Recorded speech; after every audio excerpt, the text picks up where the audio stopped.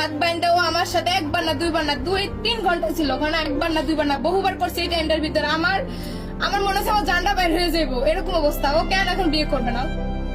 প্রথমে সামাজিক যোগাযোগ মাধ্যমে পরিচয়, তারপর ধীরে ধীরে গড়ে ওঠে গভীর সম্পর্ক।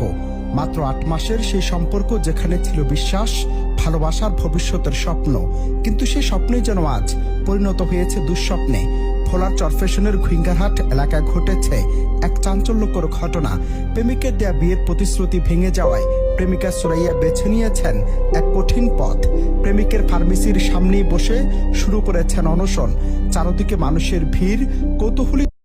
মোবাইলগুলো আছে, একটু আপনার একটু ডাউন করতে হবে।